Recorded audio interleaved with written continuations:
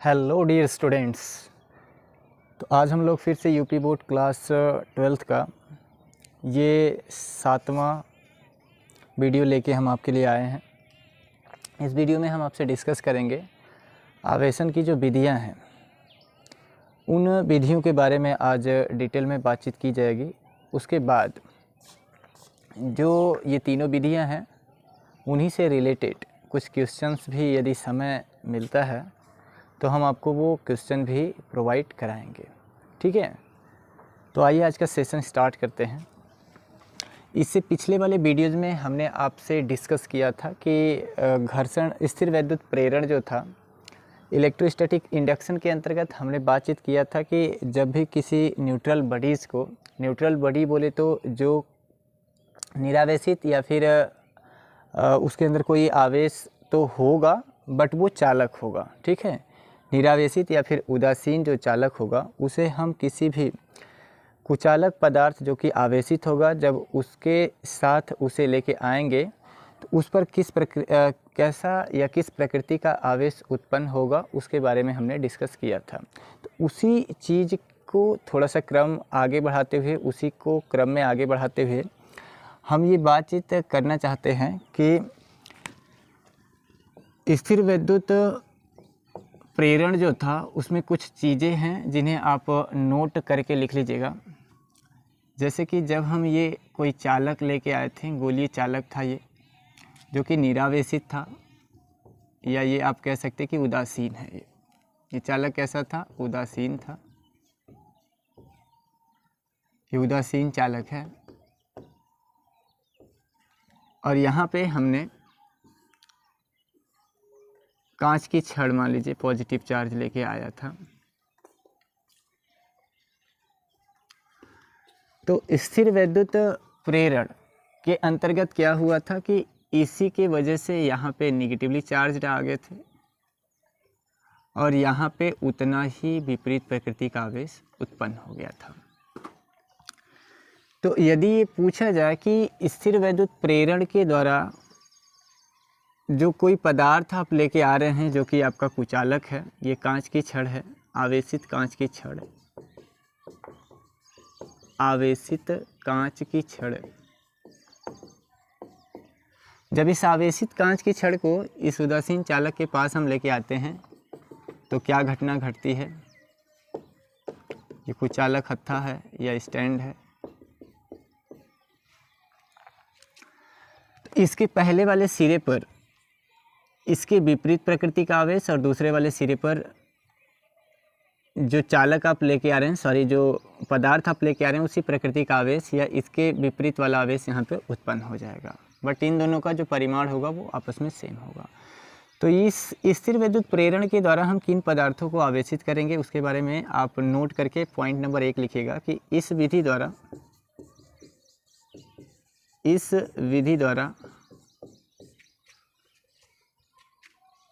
चालकों को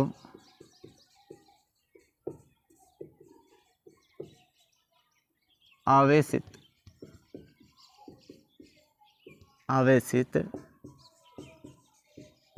किया जाता है। चालकों को आवेशित किया जाता है। अच्छा, नेट चार्ज यदि हम आपसे पूछेंगे, नेट चार्ज कि इसके अंदर नेट चार्ज अब भी कितना है, जब इसे नहीं लाए थे तब भी इसके अंदर नेट चार्ज 0 था, इसी वजह से हमने इसको उदासीन बोला था, क्योंकि number of electron equal to number of protons गोले के अंदर पहले भी थे। और जब इसे आप लेके आ रहे हैं तो बस चार्ज का डिस्ट्रीब्यूशन हो रहा है, क्योंकि एक सिरे पर इसके माइनस वाले चार्ज कलेक्ट हो जा रहे हैं और दूसरे वाले सिरे पर उतना ही पॉजिटिव चार्ज कलेक्ट हो जा रहे हैं। बट इसके अंदर नेट चार्ज पूछा जाए अब भी तो कितना है? 0 है। तो यहाँ पर देखा जाए कि इस कांच की छड़ में जो कि पॉजिटिवली चार्ज है और पहले सिरे पर नेगेटिवली चार्ज है, तो इनके बीच कैसा फोर्स अप्लाई हो रहा है? तो आप कहेंगे सर यहाँ जो नेगेटिवली वाला चार्ज है, ये वाला उत्पन्न हो रहा है, इनके बीच में कैसा बल लगेगा? तो आप कहेंगे आकर्षण बल। क्यों? क्योंकि ये विपरीत प्रकृति के आवेश है, तो इनके बीच आकर्षण बल लग रहा है। और यदि यहाँ पूछेंगे कि ये प्लस चार्ज है और ये भी प्लस चार्ज है, तो इनके बीच कैसा फोर्स लगेगा? तो आप कहेंगे ये यहाँ प्रतिकर्षण बल लगेगा। कैसा बल लगेगा? प्रतिकर्षण बल लगेगा, क्योंकि विपरीत चार्जेज हैं, है ना। अच्छा, नेट फोर्स पूछा जाए कि इनके बीच नेट फोर्स कौन सा हावी होगा जब आप किसी कुचालक पदार्थ जो कि आवेशित होगा उसे किसी उदासीन चालक के पास लेके आएंगे तो स्थिर वैद्युत प्रेरण में जो नेट फोर्स अप्लाई होगा वो अट्रैक्शन का होगा या फिर रिपल्सन का होगा, यानी आकर्षण का होगा या प्रतिकर्षण का। तो यहाँ से देखिए आप बताइए कि आकर्षण बल का जो मान होगा, जो आकर्षण बल का मान होगा वो प्रतिकर्षण बल से क्या होगा, अधिक होगा। क्यों होगा? आकर्षण बल का जो मान होगा वो प्रतिकर्षण बल से अधिक होगा, ऐसा क्यों? तो अभी हम इसी चैप्टर में कुछ टॉपिक्स के बाद हम कूलाम का नियम पढ़ेंगे। कूलाम के नियम के हिसाब से कि जब दो पदार्थों के बीच या दो आवेशों के बीच की जो दूरी होती है, यदि दूरी बढ़ेगी आवेशों के बीच की या दो पदार्थों के बीच की, जब डिस्टेंस को बढ़ाया जाएगा तो उनके बीच बल जो होगा वो घटेगा, और यदि दूरी कम की जाए, दूरी उनके बीच की कम की जाए तो उनके बीच लगने वाला फोर्स क्या होगा, बढ़ेगा। यानी यूँ कह सकते हैं कि फोर्स और डिस्टेंस में उल्टा रिलेशन होता है। दूरी बढ़ेगी बल घटेगा, और यदि दूरी घटेगी तो बल बढ़ेगा, और यदि दूरी बढ़ेगी तो बल घटेगा। ठीक है, तो यहाँ पर यदि हम आपसे पूछे कि नेट फोर्स क्या अप्लाई होगा, नेट बल कौन सा लगेगा, कौन सा बल हावी होगा इस स्थिर वैद्युत आवेशन की प्रक्रिया में, तो नेट फोर्स कौन सा लगेगा, आकर्षण का। नेट फोर्स कौन सा लगेगा, आकर्षण का। ठीक है, तो आपसे 1 नंबर का वो क्वेश्चन पूछ सकता है कि स्थिर वैद्युत प्रेरण की घटना में दो पदार्थों के बीच कौन सा बल कार्य करता है, तो जवाब क्या देंगे, आकर्षण का। ठीक है, तो आज की टॉपिक जो हमारी है वो स्थिर वैद्युत आवेशन की विधियां हैं, उसके बारे में हम आपको रूबरू कराना चाह रहे हैं। इस 2 बातें थी जो आप इसमें लिख सकते हैं स्थिर वैद्युत प्रेरण के अंतर्गत। ठीक है,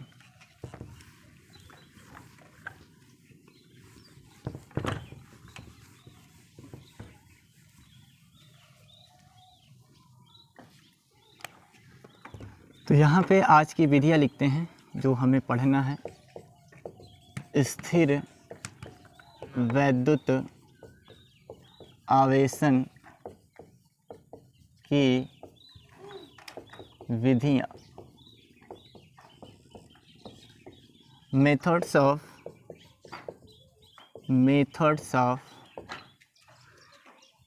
इलेक्ट्रोस्टैटिक्स इलेक्ट्रोस्टैटिक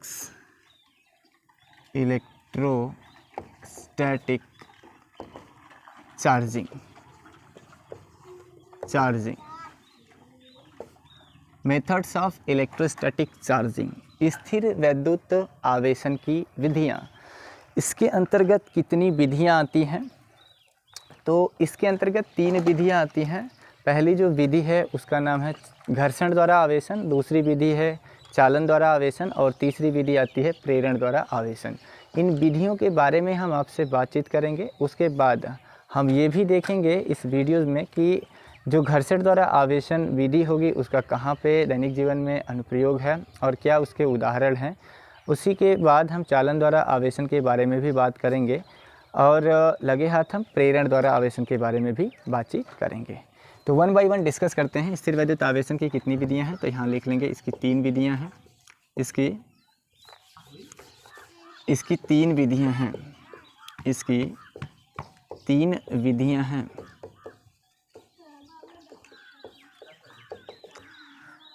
पहली विधि कौन सी है, तो पहली विधि का नाम लिख देते हैं घर्षण द्वारा आवेशन। पहली विधि है घर्षण द्वारा आवेशन।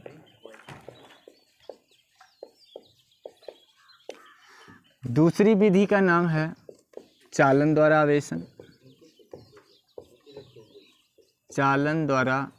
आवेशन। और तीसरी विधि है प्रेरण द्वारा आवेशन।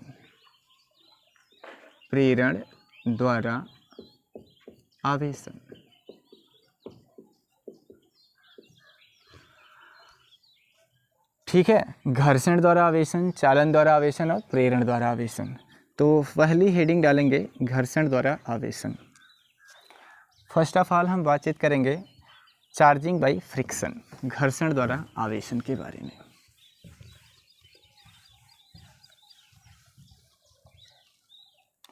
लिखिएगा घर्षण द्वारा आवेशन।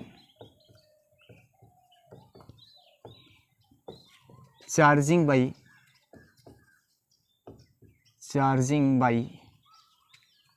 फ्रिक्शन, चार्जिंग बाई फ्रिक्शन, घर्षण द्वारा आवेशन। घर्षण द्वारा आवेशन के अंतर्गत किस टॉपिक पे बातचीत हम करेंगे, क्या होगा इसके अंतर्गत, तो पहले हम इस चीज़ को, जो घर्षण द्वारा आवेशन है, जैसा कि हमने हर वीडियोज़ में आपको किसी भी चीज़ की डिफिनीशन यदि हमने याद कराया तो उससे पहले हमने एक उदाहरण आपको प्रस्तुत किया। पहले उदाहरण के माध्यम से हमने चीज़ों को आपको कन्फर्म किया। चीज़ों को यानी जो डिफिनीशन है उसे समझाने के लिए मैंने उदाहरण का सहारा लिया। उदाहरण के द्वारा जब हम अपनी बात को आपको समझा पाते हैं तभी उसके बाद हम उसकी डिफिनीशन लिखते हैं, ताकि आपको अच्छे से चीज़ें याद हो जाएं विथ उदाहरण। जब उदाहरण के माध्यम से याद हो जाएंगी तो उन चीज़ों को आप खुद ब खुद अपने शब्दों में एक्सप्रेस कर सकते हैं, अभिव्यक्त कर सकते हैं, लिख सकते हैं। ठीक है, आइए घर्षण द्वारा आवेशन हम समझते हैं कि क्या है इसके अंतर्गत। तो कल्पना करिएगा, यह आपके पास बहुत सारे उदाहरण होंगे। ये मान लीजिए ग्लास रॉड है और ये आपके पास सिल्क क्लॉथ है। ये आपके पास क्या है, सिल्क क्लॉथ है। जब आपने ग्लास रॉड को नहीं रगड़ा था सिल्क क्लॉथ से, बोले तो कांच की छड़ को जब आपने नहीं रगड़ा था इस रेशम के टुकड़े से, तो कांच की छड़ पे जो आवेश है और रेशम की छड़ पे जो आवेश है वो आपके आंखों के सामने ही है कि इस पर भी ना कोई चार्ज दिखाई दे रहा है, ना ही इस पर कोई चार्ज दिखाई दे रहा है। ठीक है, रगड़ने के बाद क्या होगा, जब आप सिल्क क्लॉथ से ग्लास रॉड को रब करोगे तो आप देखते हो ये रगड़ने से पहले है, ये रगड़ने से क्या है, पहले। यहाँ भी रगड़ने से पहले है, से पहले। अब यहाँ रगड़ने के बाद, रगड़ने के बाद किससे, इस रेशम के टुकड़े से इस कांच की छड़ को रगड़ने के बाद क्या होगा, ये पॉजिटिवली चार्ज आ जाएगा और ये जो रेशम का टुकड़ा है या यूं कहिए ये कपड़ा है, ये निगेटिवली चार्ज्ड हो जाता है। तो आपको इस उदाहरण को देख के समझ में क्या आ रहा है कि इन पदार्थों को जब हम रगड़ नहीं रहे थे तब भी इन पर नेट चार्ज कितना था, 0। और जब हमने इन्हें रगड़ दिया तब भी इन पर हम देखें तो नेट चार्ज कितना है, अब भी 0 है। क्योंकि आवेश क्या है, संरक्षित होता है ना। आवेश संरक्षण का एक नियम होता है जो आगे हम डिस्कस करेंगे। क्योंकि रगड़ने से पहले का जो आवेश है, रगड़ने के जो बाद का आवेश है, दोनों पदार्थों पर यदि नेट आवेश निकालें तो वो अब भी क्या है, 0 ही है, यानी आवेश अभी भी संरक्षित ही है। तो इसकी डिफिनीशन आप कैसे लिखेंगे, मेन बात है कि आप इसकी परिभाषा को कैसे लिखेंगे।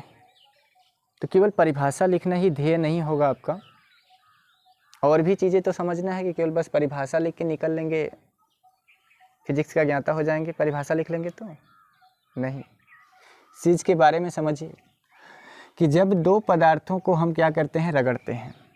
अब वो दो पदार्थ कौन से, सुचालक की कुचालक। जब आप दिमाग में प्रश्न उठेगा ना जी कि दो पदार्थ कौन, सुचालक या कुचालक, तो जवाब होगा कुचालक। जब दो कुचालक पदार्थों को आपस में रगड़ा जाता है तो रगड़ने से एक पदार्थ धनावेशित और दूसरा पदार्थ ऋणावेशित हो जाता है। अब कहेंगे ये धन ये ऋण क्यों हुआ, इसका रीज़न हमने बताया था कि जिस पदार्थ का वर्क फंक्शन, बोले तो कार्यफलन कम होगा, इलेक्ट्रॉन उसमें से निकलकर जिस पदार्थ का वर्क फंक्शन ज़्यादा होता है उसमें चला जाएगा। क्योंकि जो इलेक्ट्रॉन निकलता है वो लोअर वर्क फंक्शन वाले से निकलकर हायर वर्क फंक्शन की तरफ अग्रसर होता है। ठीक है, तो इसी से इलेक्ट्रॉन निकल के इसमें चला जाएगा, क्योंकि इसका जो कार्यफलन होगा इसकी तुलना में कम होगा। तो जब दो पदार्थों को या दो कुचालक पदार्थों को आपस में रगड़ा जाता है तो एक पदार्थ से इलेक्ट्रॉन निकलकर दूसरे पदार्थ में चला जाता है। अब कहेंगे कि एक पदार्थ से निकलकर दूसरे में जा रहा है, कैसे जानेंगे? अरे आंखों के सामने खुद ही दिखाई दे रहा है जी कि इसमें से निकल कर उसमें जा रहा है, क्योंकि जिसमें से निकलता है उसी पर तो धनावेश आता है और जो ग्रहण करता है उस पर ऋणावेश आता है। तो एक पदार्थ से निकलकर दूसरे पदार्थ में चला जाता है, जिससे एक पदार्थ धनावेशित और दूसरा पदार्थ ऋणावेशित हो जाता है। इसी पूरी प्रक्रिया को, इसी पूरे प्रोसेस को क्या कहते हैं? घर्षण द्वारा आवेशन कहते हैं। समझ में आया? परिभाषा अपने से नहीं लिख सकते हैं। देखिए यही तो है कि जब दो कुचालक पदार्थों को आपस में क्या करते हैं? रगड़ते हैं, या जब दो पदार्थों को आपस में रगड़ते हैं तो एक पदार्थ से इलेक्ट्रॉन निकलकर दूसरे पदार्थ में चला जाता है, जिससे एक पदार्थ धनावेशित और दूसरा ऋणावेशित हो जाता है। इसे ही घर्षण द्वारा आवेशन कहते हैं। आइए लिखते हैं डिफिनीशन।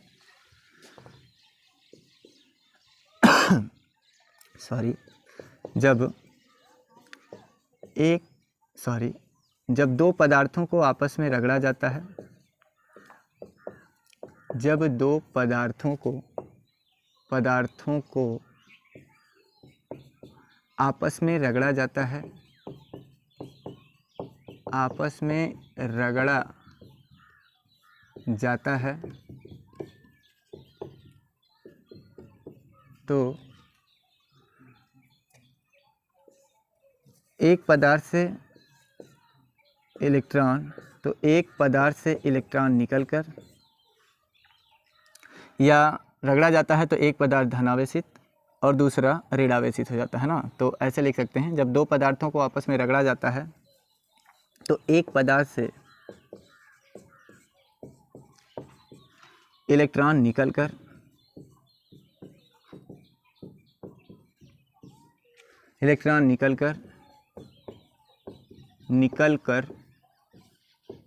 दूसरे पदार्थ में चला जाता है, दूसरे पदार्थ में चला जाता है,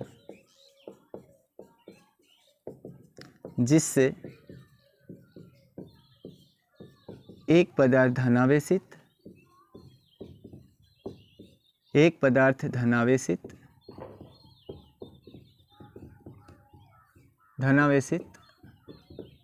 और दूसरा ऋणावेशित हो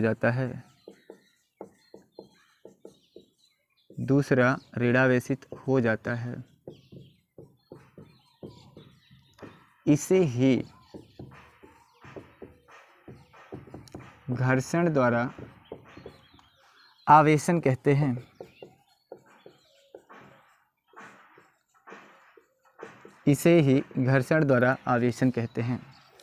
अब इस परिभाषा को देख के कोमा में मत चले जाइएगा, बेहोश मत हो जाइए कि अरे बाप इतनी बड़ी डिफिनीशन लिखती हैं। अरे क्या है यार, शब्दों को ही तो हमने बयां किया, यहाँ पे जो बताया उन्हीं को लिखा है। ठीक है, डिफिनीशन है, अपने शब्दों में लिखेंगे तोड़ फोड़ के, जब हमें आएगा तो हम तो लिख ही सकते हैं, चाहे वो कितना भी बड़ा हो। हमें जब चीज़ें समझ में आ गई हैं तो हम अपने शब्दों में लिखेंगे, तो कोई दिक्कत है क्या? कोई प्रॉब्लम नहीं ना होगा। ठीक है, तो ये घर्षण द्वारा आवेशन की ये डिफिनीशन है, ये परिभाषा है। इसके बाद हम बात करते हैं इसी में घर्षण विद्युत की।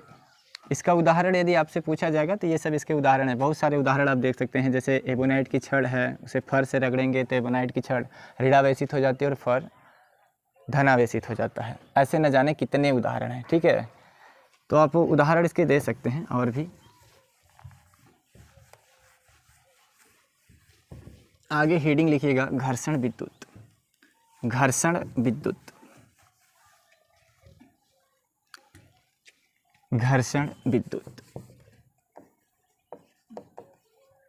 ये घर्षण विद्युत क्या होता है, इसके बारे में भी बात करते हैं। Friction electricity, friction electricity. घर्षण विद्युत को आपने देखा होगा, जब बादल की गर्जना होती है तो बादलों के गर्जना के समय तड़ित दिखाई देता है। कहाँ पे? घर में? अरे आसमान में। बिजली कहाँ दिखाई देगी? घर के अंदर? आसमान में दिखाई न देगी?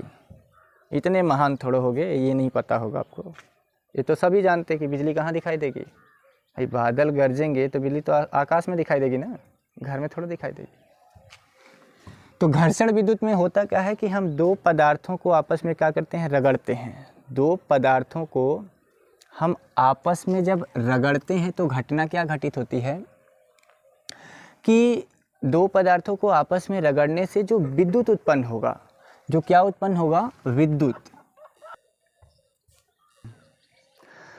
तो दो पदार्थों को आपस में रगड़ने से जो विद्युत उत्पन्न होगा उसी को क्या कहेंगे, घर्षण विद्युत। ये आपने देखा होगा दैनिक जीवन में, आपने महसूस भी किया होगा कि जब आप सर्दी के दिनों में स्वेटर वगैरह को अपने शरीर से उतारते हैं या फिर पॉलिस्टर कपड़ा आपने पहना है उसे अपने शरीर से आप उतारते हैं तो चट चट की ध्वनियाँ सुनाई देती होंगी। वो क्यों होता है, घर्षण विद्युत के वजह से ही होता है। तो अच्छा, स्वेटर उतारते समय वो रगड़ किसे खाता है, तो आपके शरीर से। किससे, शरीर से, ठीक है, जिसके वजह से चट चट की क्या उत्पन्न होती हैं, ध्वनियाँ उत्पन्न होती हैं। और भी उदाहरण आपने देखा होगा कि जब आप बादलों का गर्जना होता है तो बादल आपस में जब आपस में बादल टकराते हैं तो उनके टकराने की वजह से तड़ित यानी आसमान में बिजली दिखाई देती है। और भी एग्जाम्पल आपने देखा होगा कि जब किसी सफ़ेद कलर की पट्टी बोले तो कागज़ की पट्टी को आप आयरन बोले तो इस्त्री कर दें या प्रेस कर दें और प्रेस करके उसे किसी भी टेलीविज़न के स्क्रीन के पास लेके जाएं या फिर मॉनिटर के स्क्रीन के पास लेके जाएं तो वो क्या करेगा कि जो पट्टी आपकी है उसे अपनी तरफ अट्रैक्ट करता है।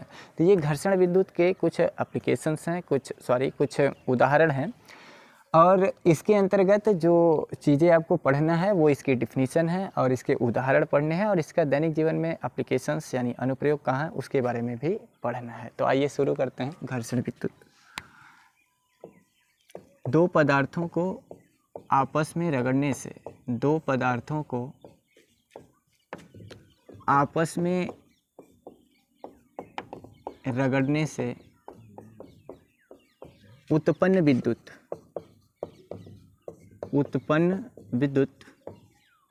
को घर्षण विद्युत कहते हैं। घर्षण विद्युत कहते हैं। जैसे लिख लीजिएगा, जैसे स्वेटर अथवा पॉलिस्टर, स्वेटर अथवा पॉलिस्टर की कमीज को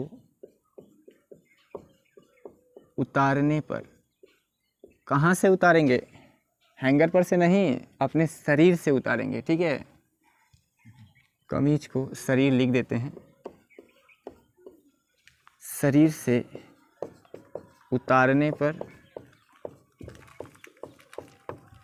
चट चट की ध्वनियाँ सुनाई देती हैं, ध्वनियाँ सुनाई देती है। या फिर अंधकार युक्त कमरे में ऐसा यदि आप काम कर रहे हैं तो आपको चिंगारी भी देखने को मिलती है। दूसरा उदाहरण लिख सकते हैं कि बादलों में गर्जन के समय, जब गर्जना होती है, तड़ित मतलब बिजली का दिखाई देना,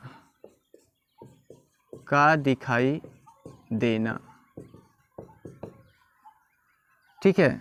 ये सब इसके क्या हैं, उदाहरण हैं। तड़ित मतलब जब दो बादल आपस में टकराते हैं तो उनमें क्या होता है, घर्षण, रगड़ होती है। रगड़ के वजह से जो बिजली है वो हमें लाइटनिंग दिखाई देती है।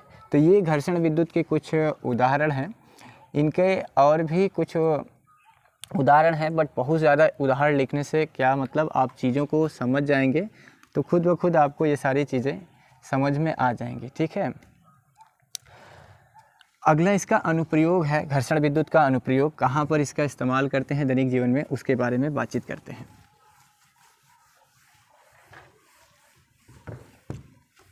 तो आगे हेडिंग लिखिएगा, घर्षण विद्युत का अनुप्रयोग। घर्षण विद्युत का अनुप्रयोग, एप्लीकेशंस ऑफ फ्रिक्शन इलेक्ट्रिसिटी। घर्षण विद्युत का अनुप्रयोग मतलब घर्षण विद्युत का दैनिक जीवन में यूज कहाँ है, कहाँ पर इसका इस्तेमाल करेंगे।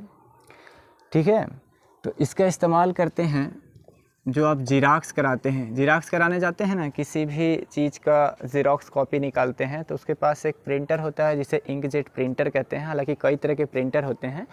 उस जो प्रिंटर होता है उस प्रिंटर में ये घर्षण विद्युत ही होता है। ठीक है, घर्षण द्वारा आवेशन की प्रक्रिया के दौरान घर्षण विद्युत की ही बात होती है।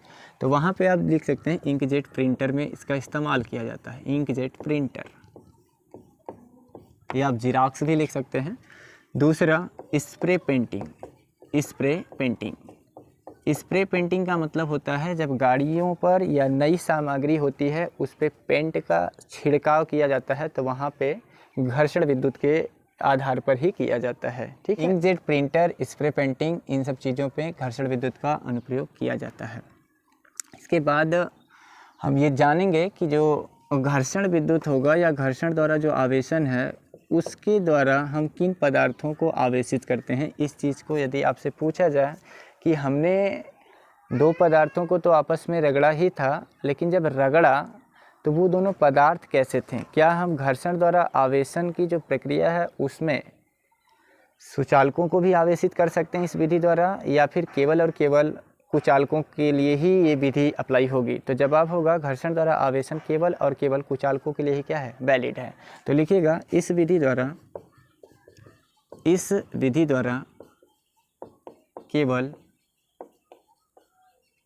कुचालकों को आवेशित किया जाता है, कुचालकों को आवेशित किया जाता है, आवेशित किया जाता है।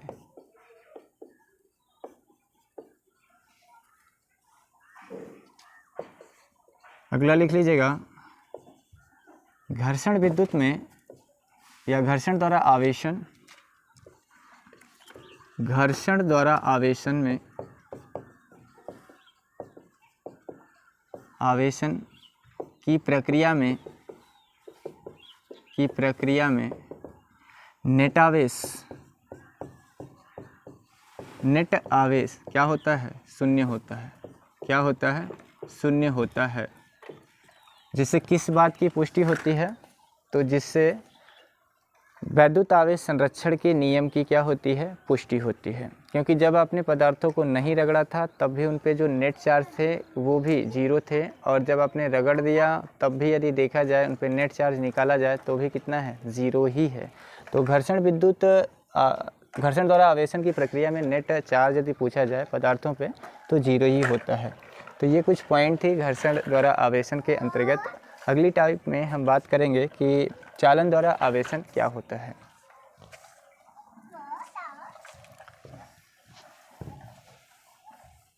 तो आइए आगे हेडिंग डालते हैं, चालन द्वारा आवेशन। चालन द्वारा आवेशन, चालन द्वारा आवेशन।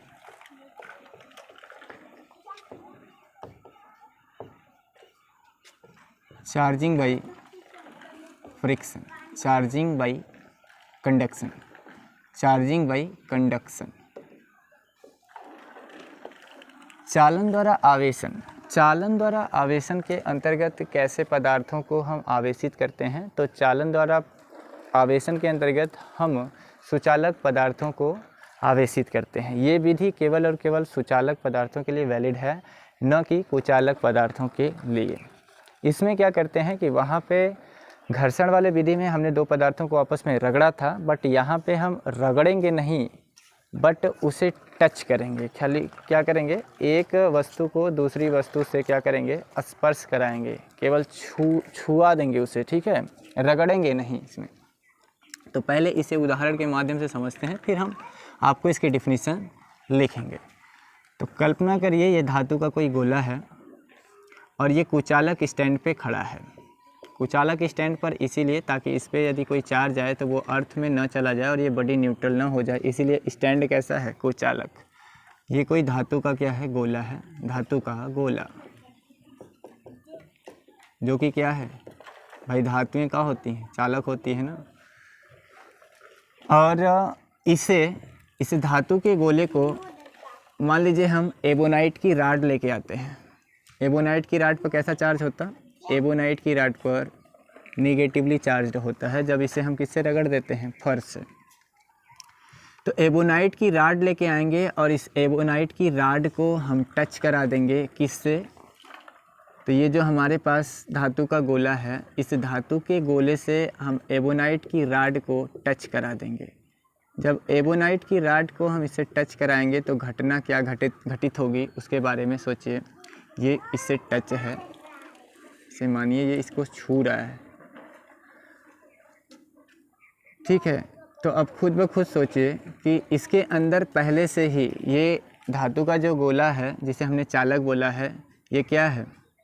आवेशित है या फिर उदासीन है? तो आपका जवाब होगा ये उदासीन है। क्या उदासीन का मतलब इसके अंदर चार्ज नहीं है? जवाब होगा चार्ज है। तो कितना चार्ज है भाई? जितना इसके अंदर प्लस है उतना ही क्या है? माइनस है। तो नेट चार्ज तो जीरो है, बट इसके अंतर्गत प्लस और माइनस दोनों चार्जेस उपस्थित हैं। लेकिन जब हम इस निगेटिव चार्ज वाले एबोनाइट की छड़ को, ये कैसी छड़ है? एबोनाइट राड है, एबोनाइट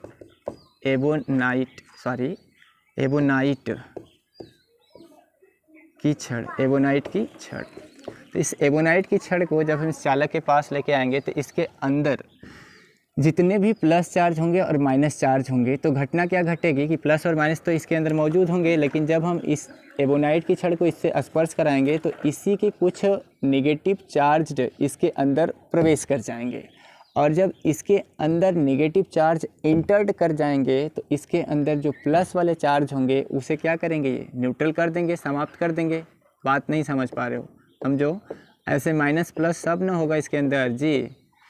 तो जब इस राड को इससे आप स्पर्श कराओगे ना, तो ये एबोनाइट की राड के अंदर जो नेगेटिवली चार्ज्ड होंगे, ये नेगेटिव चार्ज इस गोले के अंदर प्रवेश कर जाएगा, जिसके वजह से ये माइनस और प्लस के बीच क्या हो जाएगा? अट्रैक्शन हो जाएगा। तो अधिकांश धन आवेश जो होंगे इसके वजह से न्यूट्रल हो जाएंगे। ऐसा नहीं है कि इसके पास जितने भी आवेश होंगे वो सब के सब इस पर चले जाएंगे, नहीं, इसके अंदर से कुछ ही चार्ज इसके यहाँ पे इंटर्ट करेंगे, और जैसे ही ये इसके अंदर इंटर्ट करेंगे ये प्लस और माइनस को क्या कर देंगे? न्यूट्रल कर देंगे। तो कुछ प्लस इसके वजह से न्यूट्रलाइज हो जाएंगे, यानी उदासीन हो जाएंगे। तो इस गोले के अंदर एक्सेस मात्रा में क्या बचेगा? प्लस या माइनस? तो जवाब होगा कुछ प्लस तो ये खा गया, तो ज़्यादा मात्रा में माइनस ही बचेगा। तो इस गोले के अंदर कैसा चार्ज आ जाएगा अब? तो इस गोले के अंदर अब आ जाएगा नेगेटिव चार्ज एक्सेस मात्रा में, यानी अधिकांश मात्रा में ऋण आएगा, कम मात्रा में ही प्लस होगा, तो उसे हम इग्नोर कर देंगे, जिसकी वजह से इस गोले पर अधिकांश मात्रा में क्या आ जाएगा? ऋण आवेश आ जाएगा। और जब हम ऋण आवेश इसके अंतर्गत अत्यधिक मात्रा में आएगा, उसके बाद हम इस एबोनाइट की राड को हटा देंगे, तो वो ऋण आवेश जो होगा इस सुचालक जो धातु का गोला है, चालक धातु का गोला, इसके पृष्ठ पर आसानी से क्या होगा? फैल जाएगा, इसके पृष्ठों पर फैल जाएगा। तो इस तरह से आपने देखा कि धातु का जो गोला उदासीन था उसे मैंने एबोनाइट की छड़ लाकर चालन विधि द्वारा क्या कर दिया? आवेशित कर दिया है। और कैसा? ऋण आवेशित कर दिया है, ठीक है। तो एबोनाइट की जब छड़ लेके आए हैं तो ये नेगेटिवली चार्ज हो गया है। तो एक चीज़ आप गौर से यदि देखें यहाँ पे कि जिस प्रकृति का हमने छड़ लेके आया था उसी प्रकृति का आवेश इस धातु के गोले पर उत्पन्न हो रहा है। तो क्या हम इस बात को चालक वाले विधि में राइट डाउन कर सकते हैं कि जिस प्रकृति का हम पदार्थ लेके आएंगे उसी प्रकृति का आवेश चालक पर आ जाता है? जी हाँ, राइट, लिख सकते हैं, क्योंकि आप देख रहे हो कि ऋण आवेशित एबोनाइट की छड़ थी तो गोले पर भी कैसा आवेश आ रहा है? ऋण ही आ रहा है। तो यदि हम प्लस लेके आते हैं, मान लीजिए हम ग्लास राड लेके आ जाते हैं, ग्लास राड मतलब कांच की छड़ लेके आते हैं, तो कांच की जो छड़ होती है वो तो धन आवेशित होती है। तो यदि कांच की छड़ यहाँ लेके आते हैं तो इसके अंदर जो माइनस वाले चार्ज होंगे वो इसकी तरफ अट्रैक्ट हो जाते हैं, यानी वो उसमें से कुछ माइनस चार्ज कहाँ आ जाते हैं? इस एबोनाइट राड के अंदर आ जाते हैं, जिसकी वजह से इसमें माइनस की कमी हो जाती और इसमें एक्सेस मात्रा में क्या हो जाता? प्लस आवेश हो जाता। तो इस वाले जो छड़ होती, हमारी ग्लास राड होती, वो क्या होती? वो तो धन ही रहती और ये गोला कैसा हो जाता है, धन आवेशित हो जाता है। तो जिस प्रकृति का आप पदार्थ लेके आएंगे चालक पे, वैसा ही प्रकृति का आवेश उत्पन्न हो जाता है। ये किस विधि द्वारा उत्पन्न होगा, तो ये चालन विधि द्वारा होगा। अब आप इसकी परिभाषा कैसे लिखेंगे, चालन द्वारा आवेशन की डिफिनीशन आप कैसे लिखेंगे कि जब किसी पदार्थ को किसी चालक के या एक आवेशित पदार्थ को किसी उदासीन चालक के से संपर्क कराते हैं या स्पर्श कराते हैं, जब किसी आवेशित पदार्थ को किसी उदासीन चालक से स्पर्श कराते हैं तो आवेशित पदार्थ का कुछ इलेक्ट्रॉन चालक में चला जाता है और चालक के पृष्ठों पर फैल जाता है। चालक में चला जाता है और चालक के पृष्ठों पर क्या होता है, फैल जाता है। इस प्रक्रिया को ही क्या कहेंगे, चालन द्वारा आवेशन। एक बार फिर से सुनिए, जब किसी आवेशित पदार्थ को किसी सुचालक पदार्थ से स्पर्श कराते हैं तो आवेशित पदार्थ का कुछ इलेक्ट्रॉन चालक में चला जाएगा, जिससे चालक में चला जाएगा और चालक के पृष्ठों पर क्या करेगा, फैल जाएगा। चालक के पृष्ठों पर फैल जाएगा और इसी विधि को हम क्या कहते हैं, चालन द्वारा आवेशन कहते हैं। I hope you are understanding my words. तो लिखते हैं इस डिफिनीशन को।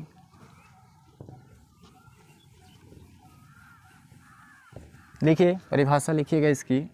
जब किसी आवेशित पदार्थ को किसी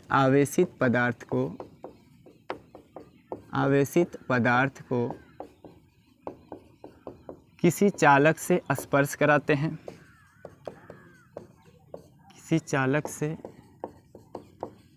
स्पर्श कराते हैं, तो आवेशित पदार्थ का कुछ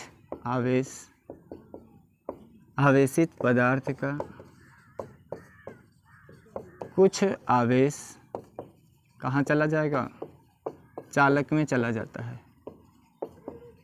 चालक में चला जाता है, जिससे चालक में चला जाता है और उसके पृष्ठों पर फैल जाता है और उसके पृष्ठों पर फैल जाता है। इसे ही चालन द्वारा आवेशन कहते हैं। ठीक है, इसमें कुछ बातें हैं, नोट करिएगा। चालन द्वारा आवेशन के अंतर्गत कुछ बातें हैं, आपने उसको गौर किया था कि जब हम किसी पदार्थ को लेके आए थे जिसे हमने सुचालक पदार्थ से स्पर्श कराया था तो चालक पर भी वही प्रकृति उत्पन्न हुई थी जिस पदार्थ का, जैसा हमने पदार्थ लेके आया था, जिस प्रकृति का पदार्थ था। तो इस बात को आप लिखिएगा कि चालक पर उसी प्रकृति का आवेश उत्पन्न होगा, उसी प्रकृति का आवेश उत्पन्न होता है जिस प्रकृति का पदार्थ लेकर आया जाता है या लेकर आते हैं।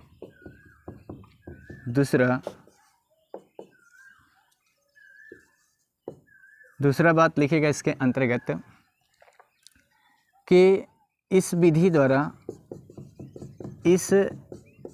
द्वारा केवल चालकों को आवेशित किया जाता है।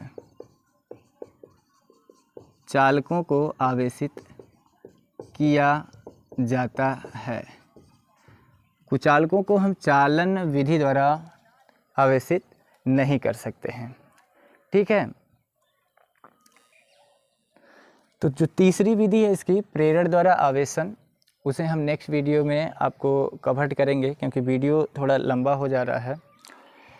अब ऐसा मत सोचिएगा कि हम एक ही 2 टॉपिक पढ़ाते हैं और वीडियो बड़े लंबे हो जाते हैं। तो हम चीज़ों को पढ़ाते तो कम ज़रूर हैं, हम ये भी मानते हैं, लेकिन हम ये सोचते हैं कि आपको चीज़ों को गहराई से दिया जाए, जिससे कि हम सीखें तो अच्छे से सीखें, कम ही सीखें बट उसके बारे में गहराई से सीखें। ठीक है, तो जो थर्ड मेथड है इसका, प्रेरक द्वारा आवेशन, उसे हम नेक्स्ट वीडियो में कवर करेंगे। उसके बाद हम इन तीनों विधियों से रिलेटेड कुछ क्वेश्चन आपको करेंगे। उसके बाद नेक्स्ट जो टॉपिक होगी हमारी, उसको हम आपको रूबरू कराएंगे, उससे नेक्स्ट वीडियो में कवर करेंगे। तो thanks for watching my videos.